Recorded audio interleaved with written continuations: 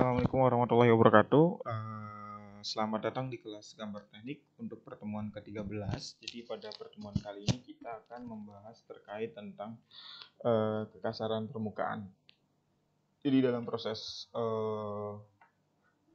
menggambar teknik, nilai kekasaran dari suatu permukaan atau benda kerja yang akan kita kerjakan itu perlu disampaikan. Jadi antara si penggambar dan si pengguna gambar, yaitu berupa istilahnya orang yang akan membuat benda kerja tadi atau mengerjakan pekerjaan gambar tadi, itu harus paham untuk nilai kekasaran permukaan dan konfigurasi permukaannya harus seperti apa gitu. Nah, informasi tersebut harus disampaikan sesuai dengan standar yang ada gitu agar tidak terjadi miskomunikasi dari penyampaian informasi tersebut.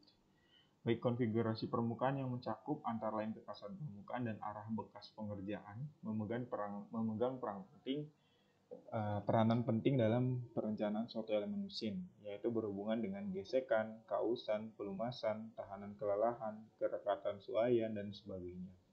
Konfigurasi permukaan yang diminta perencana harus dinyatakan dalam gambar menurut cara yang standar tadi gitu ya. Jadi informasi-informasi tersebut harus disampaikan dengan cara yang standar. Nah, kekasaran permukaan sendiri adalah penyimpangan rata-rata aritmatik dari garis rata-rata profil yang selanjutnya disebut dengan nilai kekasaran atau RA.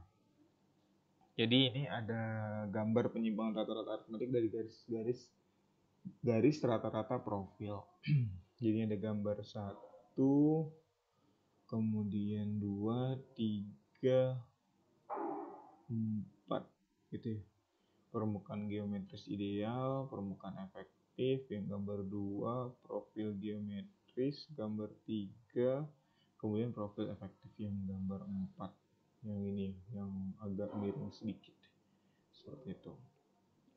Kemudian di sini ada P, profil efektifnya. Kemudian L adalah panjang contoh dan garis rata-rata. M-nya adalah garis rata-ratanya, yang tengah-tengahnya, seperti itu. Ini panjang-panjang garis-garis profilnya, seperti itu. Kemudian definisi kekasaran permukaan. Penyimpangan rata-rata aritmatik dari garis rata-rata profil atau disebut dengan RA adalah harga rata-rata dari ordinat-ordinat profil efektif garis rata-ratanya. Profil efektif adalah garis bentuk atau kontur dari potongan permukaan efektif oleh bidang yang telah ditentukan secara konvensional terhadap permukaan geometris ideal. Jadi di situ ada beberapa garis gitu kan ya. Jadi yang dimaksud dengan kekasaran nanti bukan hanya satu permukaan tertentu saja, tapi kumpulan dari beberapa garis dengan panjang sampel tertentu. Kemudian kita jumlahkan nilai kontur tadi, garis-garis tadi dibagi dengan banyaknya garis yang kita ambil seperti itu dalam sampel tersebut.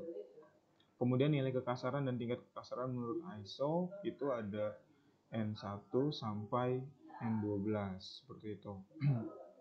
Di sini nilai kekasarannya dari yang paling kasar sampai yang paling halus itu. Ada N12, 50, 25, 1,25, 6,3, 3,2, 1,6 dan seterusnya. Semakin halus, semakin kecil nilainya berarti artinya kekasarannya akan semakin halus. Memilih nilai kekasaran permukaan. Nilai kekasaran permukaan suatu elemen ditentukan menurut fungsinya, sedangkan untuk mencapainya tergantung dari kemampuan proses pengerjaan baik manual atau permesinan di tempat produksi. Nah, ini kata kuncinya di sini. Dalam melakukan pemilihan kekasaran permukaan atau nilai kekasaran, itu sebaiknya dipilih sekasar mungkin, sehalus yang diperlukan. Makin halus permukaan yang diminta, maka semakin mahal biaya pengerjaannya. Jadi biasanya yang menjadi faktor utama itu adalah fungsinya gitu. Jadi ketika minimal fungsinya sudah berjalan dengan kekasaran tersebut, itu sudah cukup baik gitu dengan nilai kekasaran yang sekasar mungkin. Karena memang di sini kita bisa lihat grafik antara nilai kekasaran dengan biayanya. Semakin halus, kan N-nya semakin kecil ya, nilai N-nya semakin kecil, maka biayanya akan ya mahal juga gitu. Kayak misalkan kita bandingkan antara N12 dengan N1 gitu kan. Itu bisa mencapai sekitar 10 kali lipatnya gitu ya untuk biayanya. Dan seperti itu menjadi kebijakan kita sebagai seorang penggambar dan juga perancang untuk menentukan sebaiknya nilai kekasaran yang kita gunakan berapa gitu. Selain memperhatikan dari fungsinya, kita juga bisa memperhatikan dari segi alat yang kita punya gitu kan, dan juga biaya yang diperlukan untuk proses tersebut. Seperti itu. Kenapa dibilang dari peralatan yang kita punya juga? Karena setiap alat memiliki kemampuan atau batasan tersendiri untuk mencapai suatu nilai kekasaran. Kayak misalkan di sini kita punya melakukan proses manufaktur itu dengan sandcasting. Nah, kita nggak bisa nih mencapai nilai kekasaran permukaan yang sampai 0,2 mikron gitu, mikrometer misalkan, itu nggak bisa karena memang kemampuan dari si sandcasting ini cuma dari 5 sampai 50. Berarti nanti nilai kekasaran permukaan yang dihasilkan ya sekitar range ini gitu, paling halus 5, paling kasar 50 gitu. Nggak bisa kita pilih untuk mendapatkan 0,05 mikro misalkan, tapi prosesnya menggunakan sandcasting itu sangat tidak mungkin seperti itu misalkan. Nah, ini juga menjadi faktor pembatas dalam penentuan nilai kekasaran permukaan dari suatu benda kerja.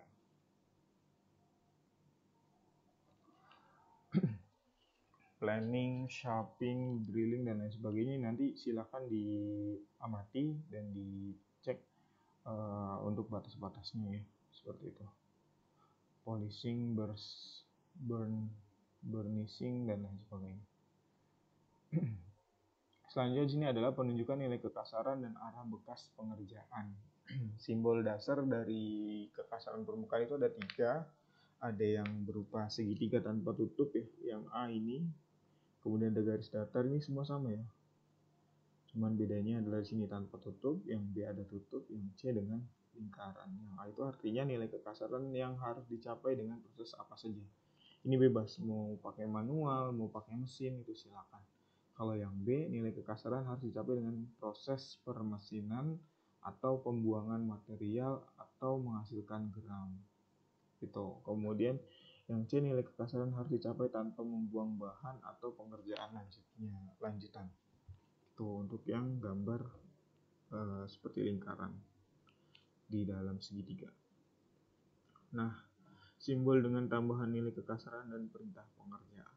Kalau misalkan di segitiga tanpa tutup kemudian ada angka, itu artinya adalah nilai kekasaran pada angka tersebut yang harus dicapai dengan proses apa saja. Kalau ada garisnya berarti dengan proses permesinan. Kalau melingkar berarti dengan harus sudah tercapai tanpa membuang bahan atau pengerjaan lanjutan. Jadi nilai kekasarannya A dan harus dicapai tanpa membuang bahan dan pengerjaan lanjutan. Kemudian kalau misalkan ada atas bawah, artinya ada batas tertentu, maka nilainya harus pada range tersebut gitu. Jadi nilai kekasaran yang harus dicapai dengan batasan tertentu. Artinya permukaan tidak boleh lebih kasar dari batas yang nilainya lebih besar dan tidak boleh lebih halus dari batas yang nilainya lebih kecil, seperti itu. Kemudian apabila di bagian horizontalnya, garis horizontal terdapat keterangan proses pengerjaan tertentu, maka permukaan harus dikerjakan dengan mesin tertentu. Misalkan di sini ditulis dengan di fries, berarti proses pengerjaannya harus menggunakan mesin fries gitu kan. Kemudian di bagian kiri bawah ada simbol angka tertentu, itu artinya adalah kelebihan ukuran yang harus diberikan pada permukaan, misalnya harus diberi kelebihan ukuran sebesar 0,3 mm.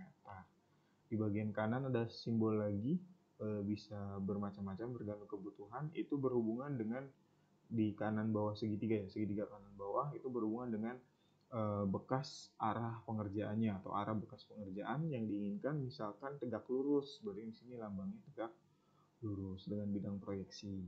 Kemudian di bagian bawah garis yang horizontal, kalau di atas tadi adalah dituliskan untuk proses pengerjaannya seperti apa. Nah, yang di bagian bawah